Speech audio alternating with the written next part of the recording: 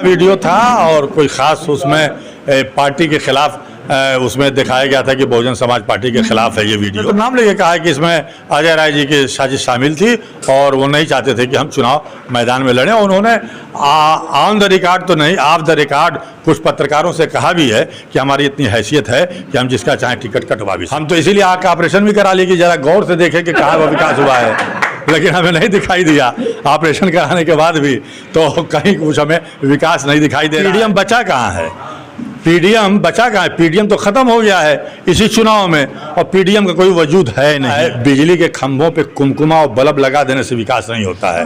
कौन सा हॉस्पिटल बना है, कौन सा यूनिवर्सिटी बना है, कौन सी मेट्रो सिटी बनी है, कौन सा क्विटो बना है? तो हमारे मोदी जी ने तो कहा था ना कि हम क्विटो बनाएंगे, बना है? कोई विकास नहीं हुआ है। बहुजन समाज पार्टी द्वारा तीसरी बार अतहर जमाल लारी को वाराणसी लोकसभा सीट से प्रत्याशी घोषित किया गया है, लेकिन सवाल ये खड़े हो रहे थे कि आखिरकार वाराणसी लोकसभा सीट पे बसपा क्यों लटक झटक कर अपने कार्य को आगे बढ़ाते नजर आ रही है। देखिए, इस वक्त हमारे साथ अतहर जमाल लारी साहब हैं। सीधी तौर पे सवालात होंगे, आखिरकार आपकी टिकट काटी गई, टिकट काटने के पीछे का उद्देश्य क्या है, और उसके बाद फिर से आपको तीसरी बार टिकट दिया गया, तीसरी बार अगर मान लिया जाए दूसरी बार, तो आखिरकार इन सब के पीछे का राज क्या है? देखिए, कुछ गलतफहमियां हमारे बारे में पैदा की गई। जो हमारे प्रतिद्वंदी हैं, जो हमारे खिलाफ चुनाव लड़ रहे हैं लोग, उन लोगों ने कुछ एडिटेड वीडियो जो है हमारा वहाँ तक पहुँचाने का काम किया। चूँकि वो लोग घबराए हुए थे कि लारी साहब के चुनाव लड़ने की वजह से हम लोगों की ज़मानत जब्त हो जाएगी, इसलिए उन लोगों ने ये ऐसा कुकर्म करने का काम किया। लेकिन बहन जी जो न्याय की देवी हैं, उन्होंने इंसाफ किया और फिर दोबारा हमको प्रत्याशी उन्होंने बनाया। लारी साहब, किस तरह की वो वीडियो थी और किन लोगों का आप नाम लेना चाह रहे हैं? बहुत पुराना वीडियो था और कोई ख़ास उसमें पार्टी के ख़िलाफ़ उसमें दिखाया गया था कि बहुजन समाज पार्टी के ख़िलाफ़ है ये वीडियो। और इसमें हमने तो नाम लेके कहा है कि इसमें अजय राय जी की साजिश शामिल थी और वो नहीं चाहते थे कि हम चुनाव मैदान में लड़ें। उन्होंने ऑन द रिकॉर्ड तो नहीं, ऑफ द रिकॉर्ड कुछ पत्रकारों से कहा भी है कि हमारी इतनी हैसियत है कि हम जिसका चाहे टिकट कटवा भी सकते हैं। आपको लेकर इस तरह की बातें करना अजय राय के लिए क्या लगता है? क्या इसमें कोई साजिश रहा होगा या किस तरह की इसमें क्या आपकी पुरानी कोई रंजिश रही होगी? भाई, साजिश के तहत ही तो उन लोगों ने हमारे साथ ये कुकर्म किया और हमारा टिकट कटवाने की कोशिश की, लेकिन फिर हमारे साथ इंसाफ किया बहन जी ने और न्याय मिला मुझे और फिर मेरा दोबारा टिकट हो गया।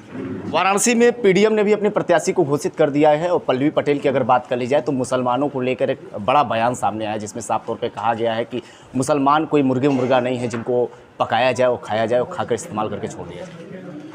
अब पल्लवी पटेल ने जो पीडीएम बनाया था, दो लोग तो उसमें से अलग हो गए हैं, एक बाबूराम पाल और एक बिंद जी, प्रेमचंद बिंद जी, ये दोनों अलग हो गए हैं और इनके कैंडिडेट अलग लड़ रहे हैं। तो पीडीएम बचा कहाँ है? पीडीएम बचा कहाँ है? पीडीएम तो ख़त्म हो गया है इसी चुनाव में, और पीडीएम का कोई वजूद है नहीं। और मुसलमान जो है, जो बुनकर जो है, यहाँ बहुत ही जागरूक कौम है और वो सब देखती है और समझती है कि कौन हमारा हमदर्द है, कौन हमारा हितैषी है। ये पल्लवी पटेल जी आ गई हैं, लेकिन वो सदस्य किस पार्टी की हैं? अगर उनके अंदर नैतिकता होती तो पहले पार्टी की सदस्यता छोड़ के तब फिर पीडीएम और एडीएम सीडीएम बनाती। लेकिन वो आज भी उस पार्टी से चिपकी हुई हैं और पीडीएम बना करके जनता को गुमराह करने का काम कर रही है और जनता उनके गुमराह करने में आने वाला नहीं है। लेकिन लारी साहब, सवाल ये खड़ा हो रहा है कि आखिरकार वाराणसी लोकसभा के जो मुसलमान हैं वो किसके तरफ, क्या पीडीए के तरफ या पीडीएम के तरफ या एनडीए की तरफ जाने वाले? देखिए, हमारी लड़ाई जो है दो भाजपा के प्रत्याशियों से है। एक माननीय नरेंद्र मोदी जी, वो भी भाजपा के प्रत्याशी हैं, और अजय राय जो अपने को इंडिया गठबंधन कहते हैं, वो भी भाजपा के ही प्रत्याशी हैं। उनके डीएनए में भाजपा है।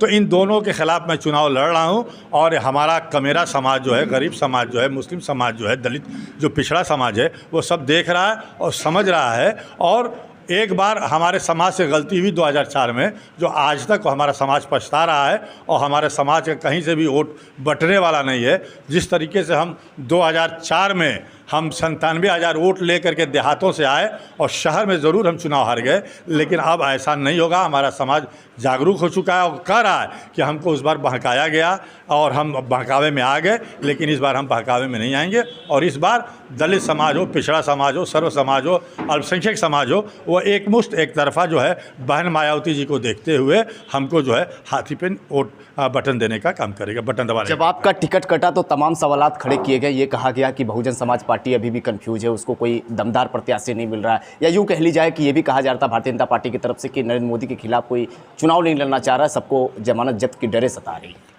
अगर हम चुनाव लड़ना नहीं चाहते या बहन जी लड़ाना नहीं चाहती तो हमारा नाम क्यों घोषणा हुआ था? हमारा तो बहन जी ने सबसे पहले घोषित कर दिया था, लेकिन कुछ षड्यंत्र हुआ हमारे साथ और फिर दूध का दूध पानी का पानी हो गया और फिर मैं नरेंद्र मोदी जी के सामने चट्टान की दीवार की तरह से खड़ा हूँ और लड़ूंगा मजबूती से। और लड़ाई तो हमारी प्रधानमंत्री नरेंद्र मोदी जी से ही है, कोई इंडिया गठबंधन के प्रत्याशी से हमारी कोई लड़ाई नहीं है। ये जो दोनों भाजपा के प्रत्याशी लोग हैं उसमें एक प्रत्याशी नरेंद्र मोदी जी से हमारी लड़ाई है। इस षड्यंत्र के पीछे का सबसे बड़ा राज, सबसे बड़ा नाम कौन है?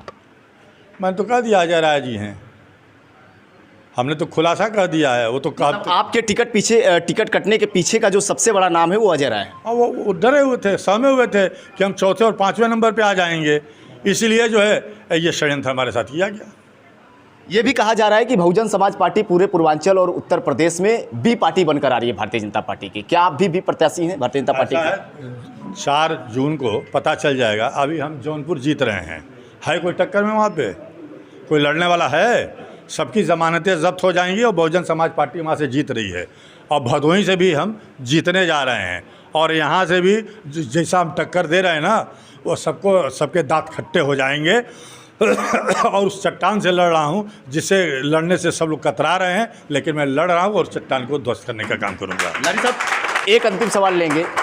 बनारस विकास का शहर कहा जाता है, क्योटो कहा जाता है, चंदौली को क्योटो पार्ट 2 भी बनाया जा रहा है। मुद्दे क्या होंगे आपके? विकास भी है यहाँ पे, यूँ कहा जा रहा है कि रोजगार भी है यहाँ पे, आपके मुद्दे क्या होने वाले? ऐसा है, बिजली के खंभों पे कुमकुमा और बल्ब लगा देने से विकास नहीं होता है।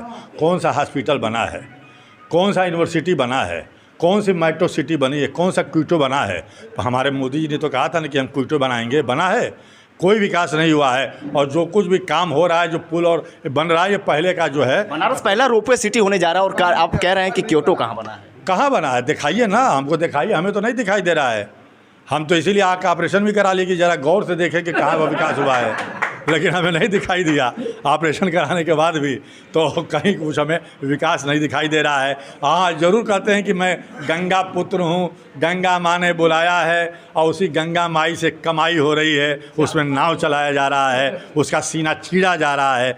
गंगा की लड़ाई तो हमने लड़ी है स्वामी ओम मुक्तेश्वरानंद जी के साथ। या 2-3 महीने तक लगातार हम आंदोलन करते रहे और सरकार को झुकना पड़ा था और तमाम मंत्री संतरी आए थे लोग, तो लड़ाई तो हमने लड़ी है। तो गंगा पुत्र तो हम हैं, मोदी जी कहाँ से गंगा पुत्र हो गए? जी बहुत बहुत धन्यवाद। तो आप सब अतहर जमाल लारी जी को सुन रहे थे, जिनका साफ तौर पे कहना है एक वीडियो आती है जिससे अतहर जमाल लारी साहब की टिकट को काट दी जाती है, लेकिन एक कन्फ्यूजन सा रहता है। और बहुजन समाज पार्टी की मुखिया मायावती जब उस वीडियो को देखती हैं तो पूरी तरीके से जाँच होता है और उसके बाद दूसरी बार फिर से लारी साहब को वाराणसी लोकसभा सीट से टिकट दिया जाता है। और वही उत्साह, वही उमंग के साथ लारी साहब अपने पूरे कार्यकर्ताओं संग आज घोषणा करते नजर आते हैं और पूरी तरीके से वही दमदार तरीके से जो तैयारियां हैं वो कहीं ना कहीं वाराणसी लोकसभा सीट से लारी साहब को देखने को मिलता नजर आ रहा है। वाराणसी से दीपक चौबे, ब्यूरो रिपोर्ट, ROS।